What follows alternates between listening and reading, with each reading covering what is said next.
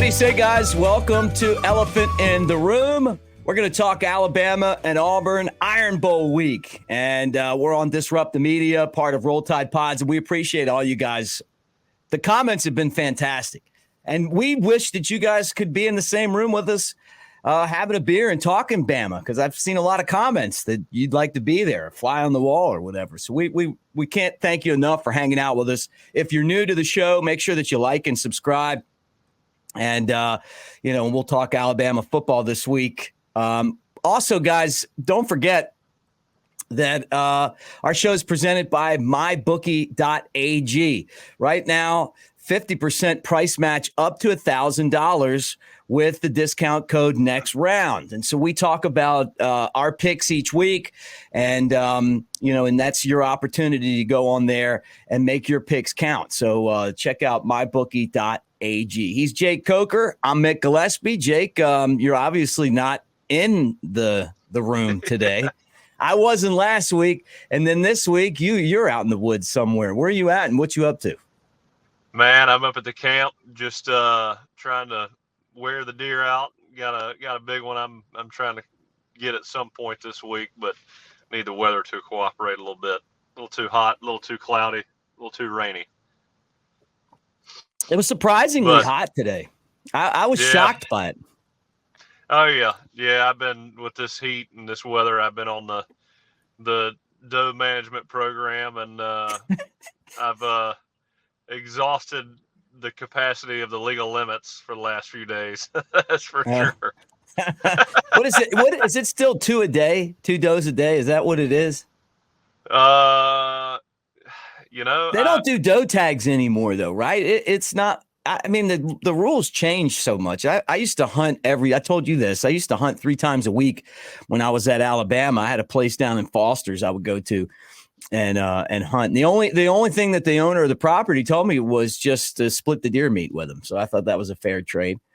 Yeah, that's a heck of a trade. I mean, I don't know if it's still 2 a day or not, but if it has changed, I'm just going to say I'm keeping it with whatever the legal requirements are. You're on the honor system. You're on the honor system here. That's like right. Your taxes. Oh man. Well, look, let's talk some football. I'm just glad you got service, to be honest with you. The pre-show was pretty choppy, but you've settled in. And so that's good news for us, because now we get to talk about the Iron Bowl. Not much to say about the UTC game.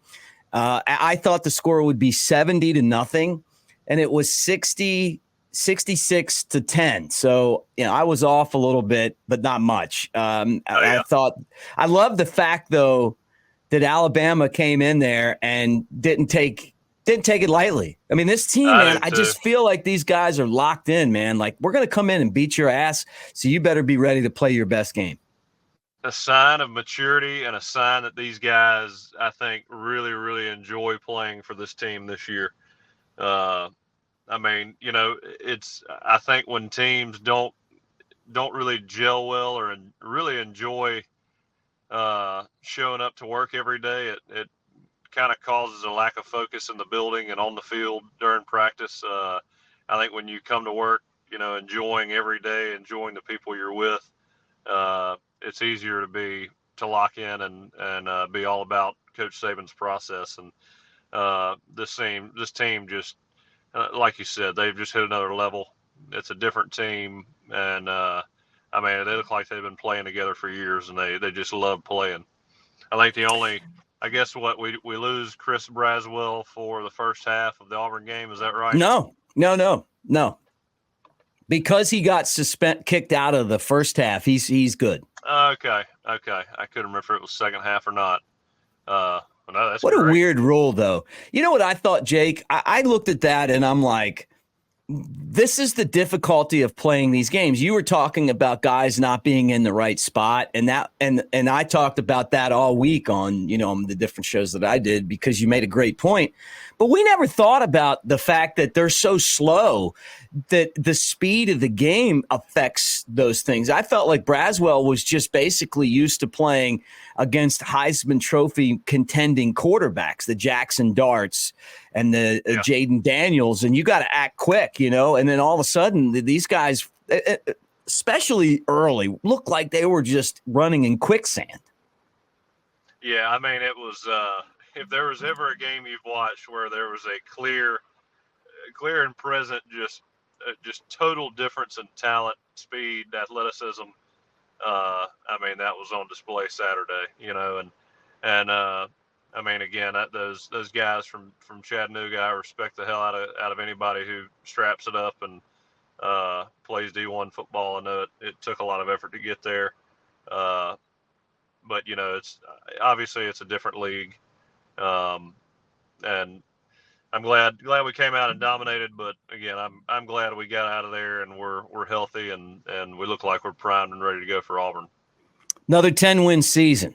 Before Nick Saban got to Alabama, crazy enough, every coach got a 10-win season. You know, like Alabama's known for having 10-win seasons, but not like this. I mean, every year for Nick Saban's a 10-win season. At the beginning of the season, this campaign, I wasn't sure that this was going to be another 10-win year, but it has been, and it's been one of the most. It's been one of the best seasons I can remember, man. I love this team. It's been one of the most fun football seasons I've ever watched as an Alabama fan, just because, you know, we've got the potential, more than enough potential and talent to win the national championship. But I don't know. You know, when you watch a team and you feel like you've grown with them and seen them grow up throughout the year, just evolve. I mean, that's what we've witnessed right here. It's seen a quarterback, you know, overcome adversity, getting just destroyed by the media, and then come out, and now he's got, you know, almost Heisman-like numbers, and he is I've seen Joel say it with the next round guys. I mean, Alabama wins because of him a lot of times. The plays he makes, I mean, he makes it impossible to cover, impossible to guard, and this may be the most fun I've had watching Alabama football season since I've been an Alabama fan. Mm-hmm. You had a sheepish grin early when you said that. You did. You were like, I think he's gonna be all right. At the time, I'm like, what the is this guy talking about? Is this quarterback? Is this like some kind of quarterback BS? You nailed it, man. I'm totally wrong. I think I'm not afraid to say that. I didn't know. Now, I wasn't cheering against him. I didn't know. You're the only person on any of the shows I was on that said, like, this guy is pretty good. I'm watching he doesn't know where to throw the ball. I said he looked dazed and confused in the Texas game, partly because McConaughey was on the sideline. You know, like it was just so confusing for him. And then he gets benched, he comes back, and honestly, man, like he is such a great guy to represent your program. I mean, I'm so proud of what the guy's accomplished, but you jumped on the bandwagon when it was a pretty lonely place. Let me tell you, when I was watching that Texas game, I was watching it, and we discussed. I was on a dove hunt out in West Texas, and I was out there with a bunch of really diehard Alabama fans. I mean, stuff was getting thrown across the room. You know, I mean, just cussing him out. And I was like, yeah, that wasn't a good play, but I didn't want to tell him, you know, I still see some good things, you know. I didn't want beer cans thrown my way, but you know, I always feel like those first year quarterbacks, man, you can't take much from the first 6 games of the year. I always feel that way. Look at their skill set. Look how comfortable they are back there. They get the ball out. And as long as they're doing those things, and they've got potential.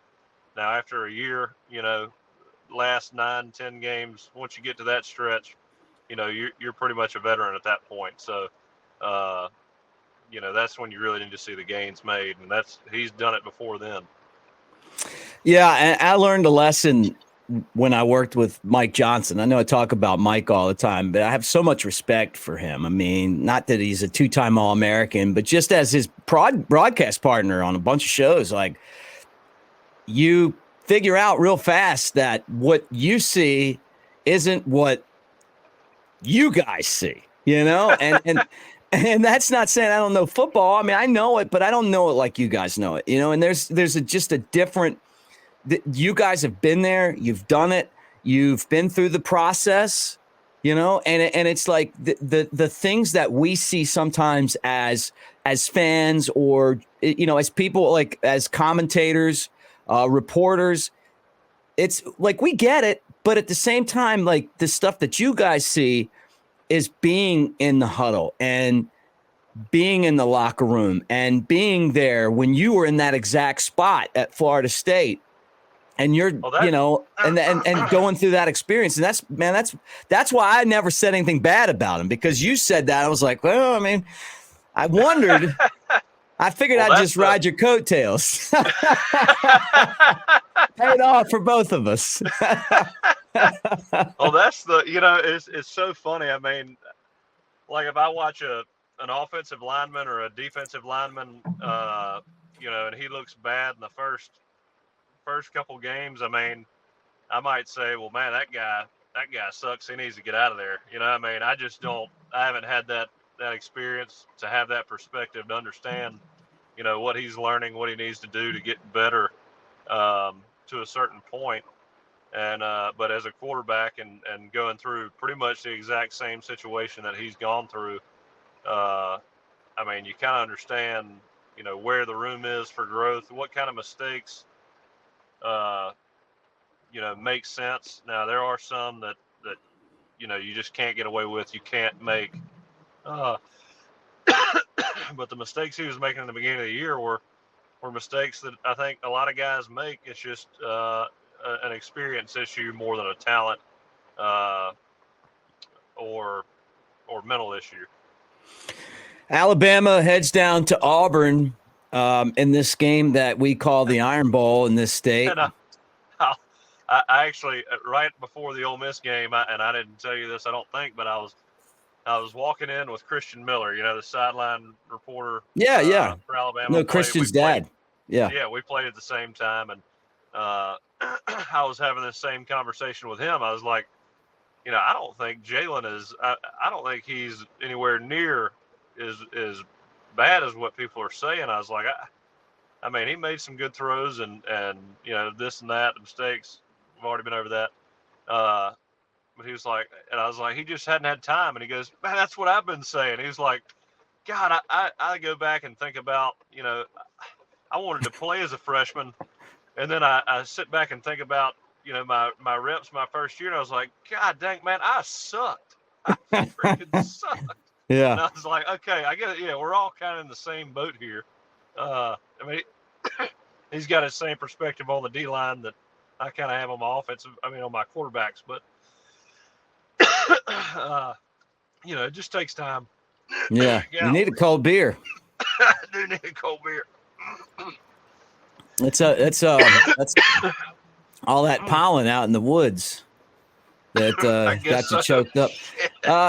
Yeah, look, I'll tell you what, man. The guy, I heard from one of my sources that he works his ass off, and that he's been working his ass off for a long time. So I'm going to tell you, I knew that before the season even started, that Milroe was the guy who during the summer spent a lot of time studying, spent a lot of time working, that kind of took the burden of being the heir apparent to the best quarterback that Alabama's ever had, the best player Alabama's ever had, Bryce Young. I think he's the best, right? If he's not, he's on the Mount Rushmore. It's a pretty hard, that's a pretty big group at one of these schools that has a lot of great players, including you, the guys that have had phenomenal careers. And he kind of took that like, hey, I'm going to have to work hard because I'm that guy that's coming in. And to me, that's where it starts. It starts with the work. There's guys on the team that are going to go to the NFL next year that I heard they don't work hard, and that's going to come back to get them too, because some guys are so talented that they can get away with it, with, not putting in the effort that it takes. He's not one of those guys. And so the foundation to success is the stuff that it takes when you're not playing, this, watching film and, and going out and practicing and putting the time in and not hanging out with us guys out of the business of playing football every day at Innisfree. Maybe going to stick at home for right now, really focused on the things that, you got plenty of time. We're going to hook you up when the time comes with all the Yinglings and Screwball peanut butter whiskey and, and whatever else you want, right? Redmont vodka. We're going to get you set after you play. But it's like, man, being focused like that, like this guy's been, I don't want, this isn't the broadcaster's jinx for Milroe. It's just not. It's just like respect for the way that the guy's gone about it. But with that said, and then I'm going to transition into this game against Auburn, he's got to play Auburn on Saturday. We're going to talk about that here in a second. But first, I want to remind you guys right now that as you make your picks, if you need a little help doing it, Lance's Lock, lanceslock.com. Lance covers it all. You got the NBA cranked up right now. Jake likes the NBA, all the dunks and the three-pointers. Lance has got you covered on those teams. You got college basketball. Look, I'm a big college basketball fan. I love what Alabama's doing. They got this coach named Nate Oates. I think the guy's pretty good. Like another team. It's like every year is a different team. And when I say different, it's like you got to learn this whole team, maybe like a couple of guys. I like this team, but I love Nate Oates. Whatever it is, college football, the NFL, this is a great time of year to go to a place like mybookie.ag and make your picks. But Lance's Lock, check him out, lanceslock.com. They've got great specials, and he's one of the great handicappers as well. So our show is brought to you by Lance's Lock. Auburn played New Mexico State on Saturday, Jake.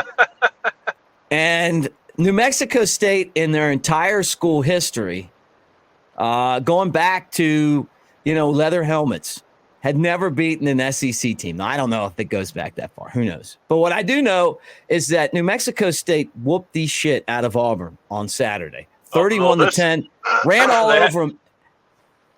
They hadn't won an SEC game, but have they ever played Auburn before? Right. They could have gotten one a while back. They should have scheduled these guys in the past. I'll tell you what it looked like to me. It looked like to me, and you and I have talked about this before. That Alabama game comes, or that Auburn game comes, your coaches aren't going, hey, we're planning for Auburn. But you know what? We're planning for Auburn. It looked a lot like they were planning for Alabama, and they got New Mexico State, and they got their asses whooped. I don't think that this team's going to look anything like they did on Saturday against Alabama. I'm not saying that's going to change the outcome, but I'm just saying that Hugh Freeze made a big mistake not having that team mentally and physically prepared for the game that they had, and it could be a dangerous spot for Alabama because of that. Well, if this wasn't, their entire season packed into one weekend prior to last weekend, this is their absolute Super Bowl, the last and only thing they're playing for this year. I mean, we make the joke. I mean, they probably will be in Birmingham this year, in a game that none of those guys are really going to care about. And so they've got one opportunity to ruin Alabama's season and kind of send the seniors out on the right note. I think you're dead on. I don't see Auburn showing up and laying an egg like they did last weekend. They still do have some talent. I mean, they're an SEC program. Harsin kind of gutted them, with his recruiting tactics. But, this weekend they're going to show up, and all their 3 stars are going to play like 5 stars, and everybody else will be focused. Hell, they've had 2 weeks to prepare for them. The next round, I love the fact that the next round has Tyler Booker on from the offensive line, and now they have Jalen Milroe on. Right? Yeah. It's not a bad umbrella to be under for us, because we can talk about it. And I'm sure most of the people hanging out right now get it. But Booker said that it's like those. What did he say? It's like they have superpowers when they play against Alabama. There, Malachi Moore said he was already looking at film after the game ended. Didn't need 24 hours. Man, I may be totally wrong, but I don't think I am. This team's not going to lose because they're not focused. You might beat this team, but you're going to have to play a hell of a game to do it. It's not going to be because they're not ready. This isn't a team that's going to go in the Neyland Stadium like last year's team and say they were scared or nervous or we didn't want to. That just isn't this team. This team, I mean, maybe I'm 100% bought in because I am. I just think that these guys are dangerous because of the fact that they know where they started and they know where they are right now, and they don't have these superstar guys leading them. It's a team effort, and it is a consistent team through and through, and I love that about Alabama. Yeah, I think when you have that kind of team unity, it's almost like a bulletproof feeling walking into any stadium. I remember those comments that were made after that Tennessee game last year. And those kind of comments kind of make you a little nervous about the leadership within the locker room. And so this year again, and like I said, they just seem to love showing up and working together every day. And I think they have that confidence that nobody can beat them. And when I say I think Auburn shows up, I still think they show up and score about 10 points and we score about 38. It's gotten to a point where, and look, Auburn is, we make jokes. I really hate to see them lose to New Mexico State. They are kind of like that little brother. I don't want them to ever beat us in a pickup game, but I kind of like to see them play well so that we can, have a meaningful game at the end of the year. And you I draw parallels, and maybe this will be similar. Coach Saban's first year lost to ULM, and Freeze, obviously he's having a rough first year as well. Looks like they're going to, finish up at 6-6, but so who knows what happens here in the future, but man, this has been a sad year for Auburn. Yeah, I was thinking about this today. I was trying to think of when my hatred for Auburn started. And look, I didn't grow up in the state of Alabama. Now I went to Alabama and I've been here the majority of my life, but I didn't grow up here. And I came to school to Alabama and I played on the lacrosse team. Club lacrosse, Jake, not scholarship, just a bunch of guys that like to play lacrosse. That intramural football too, huh? Yeah. This was in a different way. The intramural flag football for the K House was Brad's bragging rights right there, man. You got to see those people at Galette's every day, every night. But this was different. Just like I wanted to do something. I go out, I play. We go down to Auburn and we get our asses handed to us. It's terrible. It's like 18-2 or 3 or something in lacrosse. And lacrosse, that kind of score is awful. That is terrible. That's a beat down. Oh, 3 beat downs. Okay. And they were throwing they were screaming shit at us and they were throwing bottle caps at us, it was like a bunch of dudes in pickup trucks, surrounding the field and getting heckled. And, I used to remember just feeling leaving there, feeling shamed. I didn't know about this, but now I know. And then the next year I took over and we beat them. And it was one of the best feelings I've ever had in my life. And we weren't as good as them skilled wise. But what I did was I went around the campus and I got the baddest dudes I could get that knew how to play lacrosse, because in lacrosse, there's if the ball's on the ground, there's an imaginary circle. And if you're in that circle, you can get hit. and we laid hats on them. They didn't want to pick up the ball at the end of the game. It's honestly still one of the great moments, I think, of my life, being part of that. Just, out there, out in front of the, in the rec fields where we used to play our games. But that's where it started for me, man. Like Auburn, playing against Auburn, that's what a rivalry is all about, and I'll never forget them for that. And I was thinking about it today. So you tell me your Auburn memory. I'm sure you probably did at school or something. Yeah, I never really liked Auburn. My dad had me indoctrinated pretty quickly into the Alabama fandom. But let me say this. I love your dad. Oh yeah. No, he's Mr. Coker, tip of the cap to you, my friend. Yeah, that's right. That's right. But I guess when my dislike for Auburn turned into hatred was when that game where we came in as underdogs and ended up beating them 31-7. Oh, yeah. Cadillac got hurt. Yeah, and my dad was, again, he's the one who got me to be an Alabama fan, but all my cousins, my older brother, everybody else is Auburn fans. And so, when I celebrated that victory, I got the shit kicked out of me. And that's when I,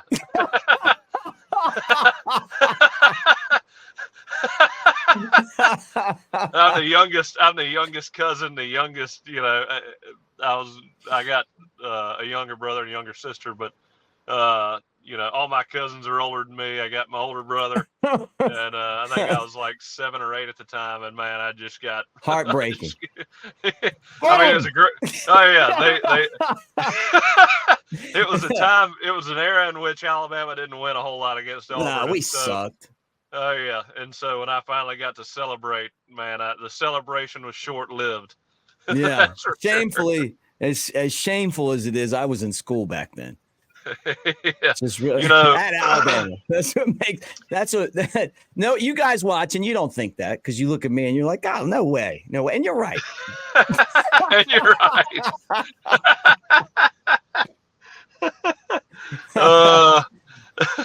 I was talking to my little brother-in-law the other day, and that came up, and he was a freshman when I was a senior at Alabama. So his freshman year, Alabama went to a national championship every year that he was in school. Think about that. Yeah, that would have been the great. The opposite of the Gillispie career. We got the Shreveport 3 times. The funny thing is, like, when I run into people that I was in school with, and it's like, hey, do you remember that time we were in Shreveport? And I'm like, no, I remember all 3 times we were in Shreveport.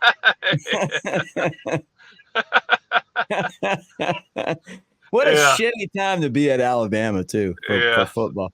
Thanks, except 99. Except 99. We struck gold in 99, which was great. Oh man. Well, now, I mean, look, what Saban's done is really just phenomenal. I mean, and every time you turn around, it's like the guy's done something else where you're like, geez, man. And you can tell that he's enjoying this team so much. Like he's to that point in his life where, because of the expectations, and I'm sure that weighs on you, the expectations were so low, and the way that the season started, and he kept saying, hey, I believe in this team, and look at where they are now. Now, this is, with that said, these are really tough games. I mean, going down to Auburn and playing is tough. The fact that Auburn was so embarrassed on Saturday, if Alabama goes in and doesn't score and kicks field goals and makes mistakes, this Saturday could get really loud and be a dangerous game.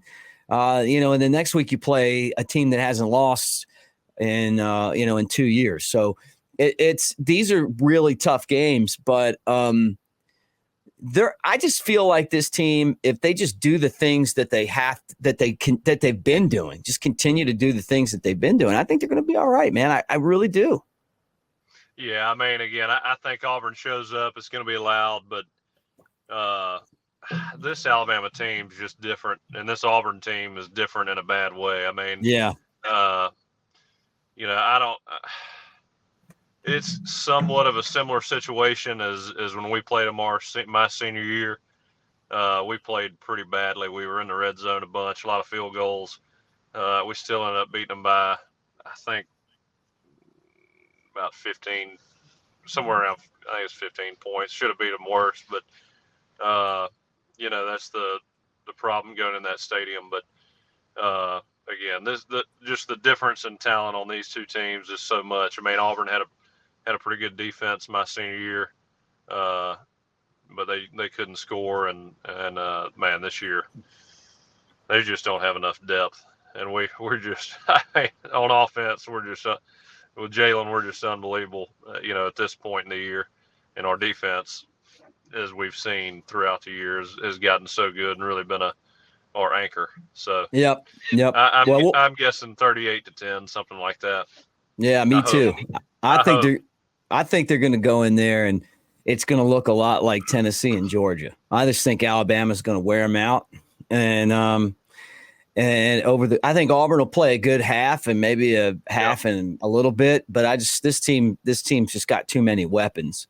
I mean, I think it was 38-10 if we played pretty good. I mean, if we play absolutely terrible, I think we still win by 10 points. But we'll have to see. And as long as Auburn Jesus doesn't show up, let's not talk about him right now. Okay, let's just forget about him. All right. Well, look, this is the part of the show where we switch gears, and we got to get back together and really break down this matchup later on in the week. So we don't want to give too much away right now. Let's talk about what's going on, and that is that Alabama keeps winning each week, and they don't move up in the polls. They're still number 8, right? But when you start to subtract the teams that are going to play, I'd say Alabama's really number 5. Because Ohio State, Michigan, somebody's going to lose that one, right? Washington and Oregon, somebody's going to win, somebody's going to lose. I think for Alabama, they need to either have Florida State lose or Washington lose. And I think that opens the door for them to basically, if they went out, to slide into a spot. With that said, you played at Florida. What's that? Washington's got to lose, but with that Florida State quarterback being out. That's what I was going to ask you. What'd you think?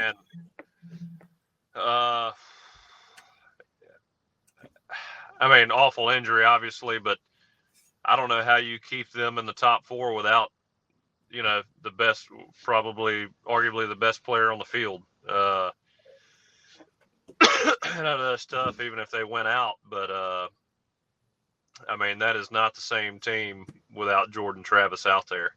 So as long as it's a judgment call, and they were hinting at that on Saturday during game day, that if Alabama wins out, even if Florida State's undefeated, then Alabama's got a good chance of jumping them anyway. Do you think that could happen, though? So I don't think that could happen. I think Herbstreit's on the committee, and he was the one pushing that idea. I think that was him kind of prepping everybody for it. Really? Again, did you see him talking about it Saturday? I did, and I've heard other people talking about it, but here's my thought process. If they beat Florida and they beat Louisville, although people don't seem to have a lot of respect for Louisville. Louisville's only lost one game. They killed Notre Dame. They overlooked Pittsburgh, but they're a good team. They're right behind Alabama in the rankings. It would be hard the committee has shown us over the years. Think about last year. Alabama was definitely one of the 4 best teams, but they didn't get in because of the 2 losses. They put those other teams in, and we didn't get to see the Alabama-Georgia game that would have put the 2 best teams together because Alabama was number 5, even though they weren't really number 5. It just that they valued the loss to be pretty high. You know what I'm saying by that? Like they had that loss as a killer. So I don't know. I just think it would be unprecedented. They could do it, but I just can't see it happening. I agree with you, and I have said that I mean, I thought that all along, but when Herb Street, who is on the committee, started pushing that idea, it made me think that that might be the direction that they really go. I mean, Georgia's out, if you beat them, and I mean, to keep the SEC champion out of the college football playoff uh, sounds impossible to me. I just don't know how you do it. Having a little keg issue here. I'm pulling the handle, but I'm not getting any beer, so I had to revert to canned beer. But Alabama wins the SEC championship. To me, you got to take somebody out of there. Florida State with an injured quarterback, not really. And look, they still got to beat Florida and Louisville. Those aren't. Florida may be one of the worst teams in the SEC, but they still got talent to beat Florida State. I mean, North Alabama was hanging in there with Florida State. How funny was that? It was like 13-0, and honestly, I hate it for Jordan Travis, man. Those are your worst nightmares as an athlete, Like, oh yeah, that sucks. I tell you, yeah. Once you have a surgery, especially as a player, you don't wish that upon anybody. It just hopefully he has this surgery and he's back to normal, feeling the way he did originally. But there's so many guys that have one injury and that just carousels you into more and more injury, and you never feel right afterwards. But was he an NFL guy? I mean, did you have him as an NFL guy? For sure. Really? For sure. To me. Yeah. I mean, he anticipates well. He's got a lot of touch, very accurate.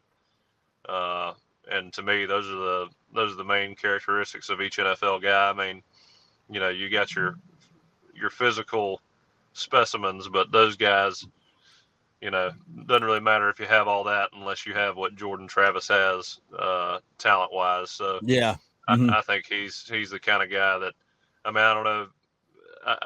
He may not be I haven't seen the draft boards. I don't know if he's a first round guy, but he's definitely an NFL guy to me. Yeah. Okay. Well, they've got Florida this week. The spread has started to creep down now that they don't have Jordan Travis. Florida has not been that good, but they could jump up and surprise you. They did beat Tennessee earlier this year. Tennessee, don't get me started. It just, that freaking line, whoever created that line in Vegas, that guy needs to disappear. End up in Lake Mead in a barrel. Yeah, the public was all over Tennessee. The line they were not over Tennessee. The line was all over Georgia. The public was all over Georgia. That line made no sense. Hell,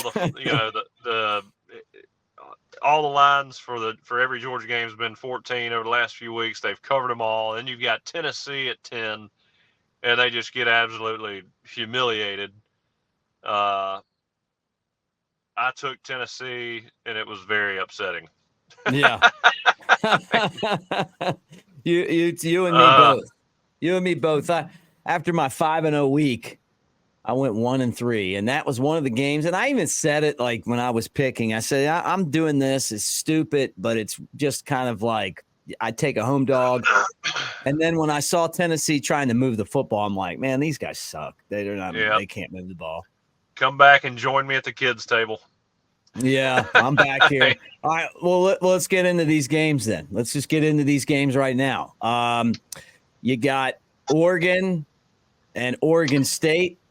Big line there. I think you got to take. I mean, again, what is the line?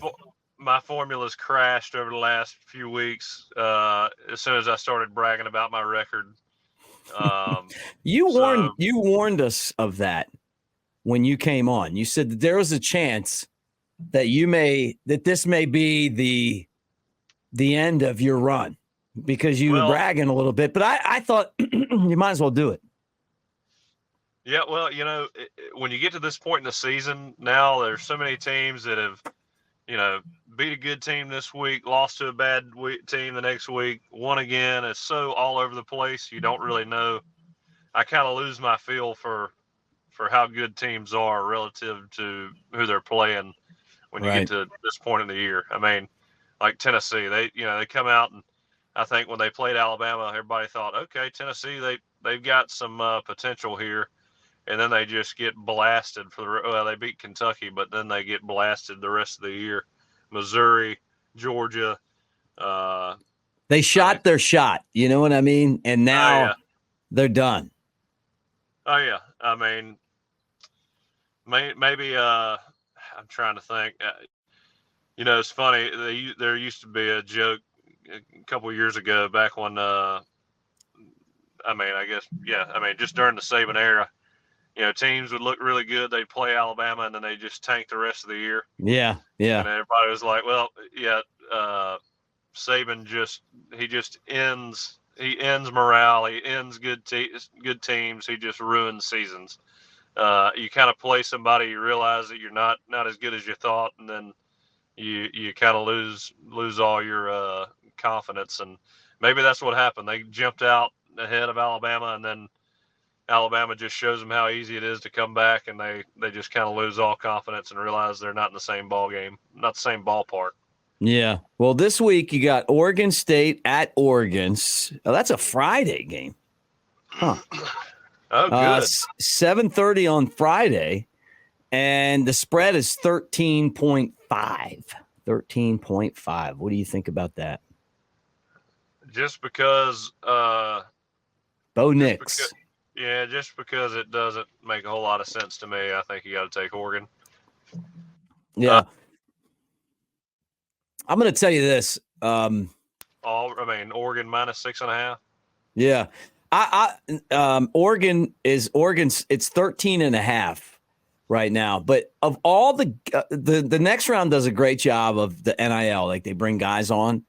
And honestly, like, for the most part, I don't really like the student athletes because you can tell they're really not going to say anything, although I got to admit, like, this year, the crop's been pretty good. Like, the guys are talking.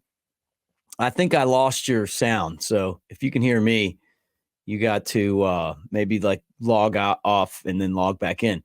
But the one guy that actually talked a lot was Bo Nix. And I really like Bo Nix. Like, I honestly, like, I feel like Bo Nix was, of all the different guys that the next round has had on their show over the years that are student athletes, like, he was fun, like, I like him. So, pretty good football player. A guy could, I don't think he'll win the Heisman. Yeah, we can't hear you either. You got to log out and log back in. I'm going to text you right now to tell you that. There you are. Wait, are you? Well, I got you.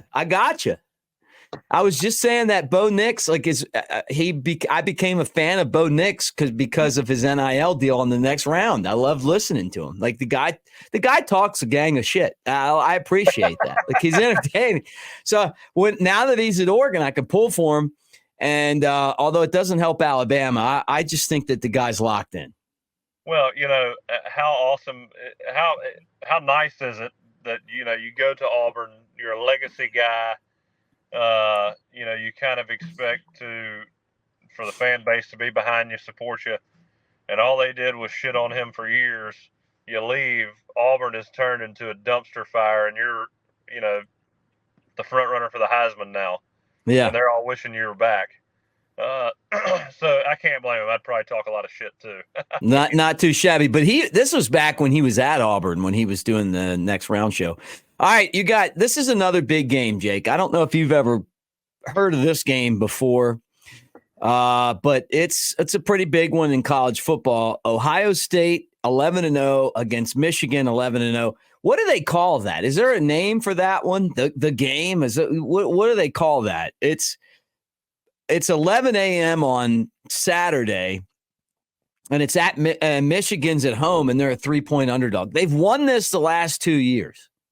Yeah, I can't remember what they used to what the name is. I'm going to figure it out while you're talking. I know the line is Michigan's -3.5. That's one of those, man. You just Harbaugh he's still suspended. Man, that's a toss up. I would say I would think the line would have been closer to even. So I think I might just roll the dice and take Michigan. I don't know if Ryan Day can pull it off. I really don't. It's referred to as the game. The game. The game. Yeah, look, the fact that Harbaugh's not there could affect them. I mean, if it's going to happen, it's going to like they barely got away from beating Maryland, and I was pretty bitter about that because I took Michigan. Another one of my losses from last week. Ohio, I'll tell you what, if Ryan Day loses this game, he all of a sudden becomes like what was the guy? Bill Curry. You know, like the Bill Curry. Remember Bill Curry at Alabama? And I met Bill. He's a nice guy, but he's got this hatred for Alabama because he feels like he was treated poorly when he kept losing to Auburn every year. I think there was a lot more to that Bill Curry story. Yeah. That'll be another podcast. Yeah. Okay. Well, I know he got a brick through his window. You lose that game, ask Shula. I don't care who you are. You could be the son of the greatest coach of all time. And they're going to push you right out of town. Yeah, you know, play quarterback at Alabama.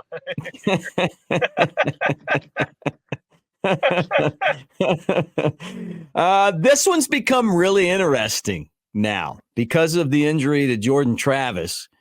We talked about that. You're a Florida State guy. You know, you spent some time there.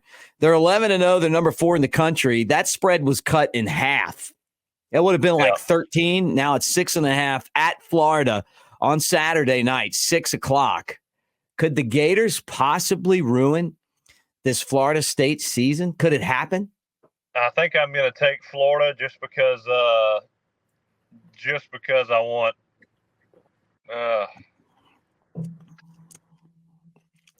Don't be afraid. My allegiance is Alabama, so I'd rather them be in. You got that ring. You got that FSU championship ring. Well, does it have the spear on it, or does it say FSU on the top of it? What's that? What's it look like? There's actually 3 different ones. One's got FSU, one has the spear, and the other one's the ACC championship ring. So. That's the best part about college, is that you get like 3 rings. You know, like it was awesome. Like. That's fantastic. Any other game you want to get into? Those are the games out there. And I'm with you on all these right now. I mean, I don't know if that's a good sign for you or a bad sign, because I've been Jekyll and Hyde here lately. Yeah. I think Tulane's only a 3-point favorite over UTSA. Only reason I know about that one is I'm in a group text with a bunch of other degenerates, and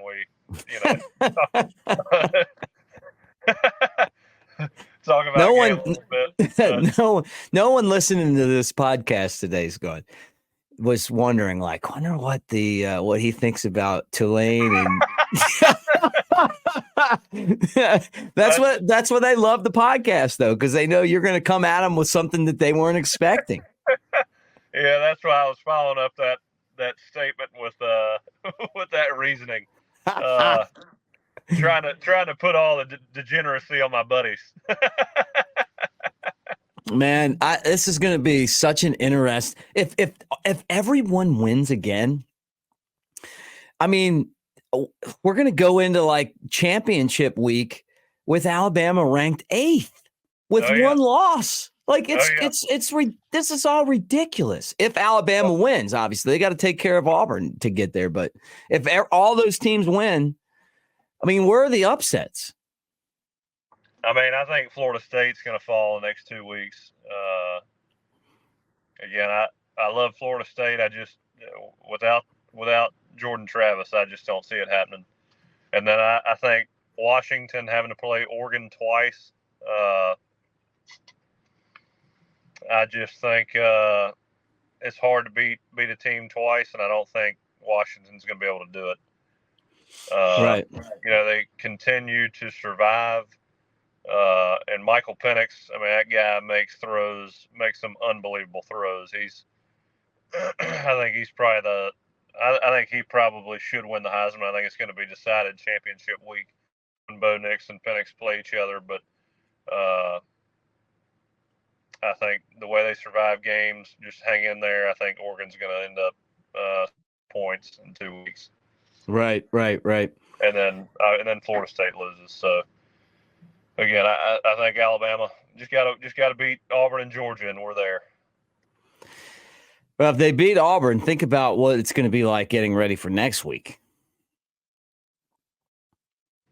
I mean, but you got to play them 1 week at a time. And I think this is really an important week that you really have to kind of lock in on these, these games. But going back to Florida State, what do you know the backup quarterback? I mean, have you ever heard of that guy, the backup quarterback for Florida State? No, I know nothing about him.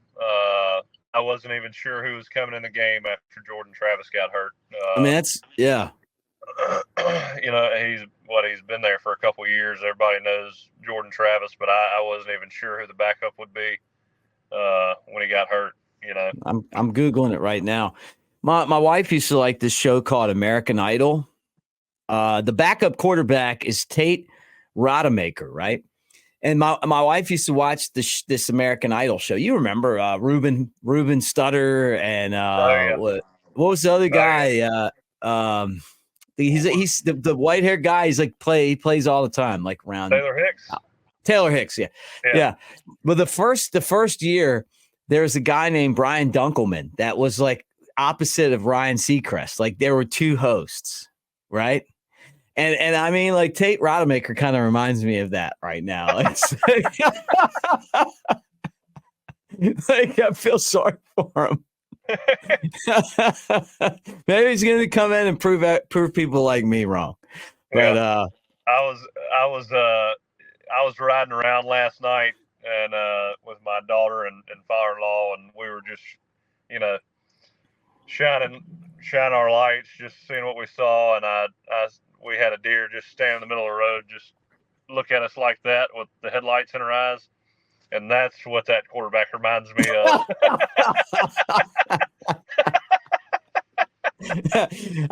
That deer was like, "Hey, you guys mind turning your low beams on?"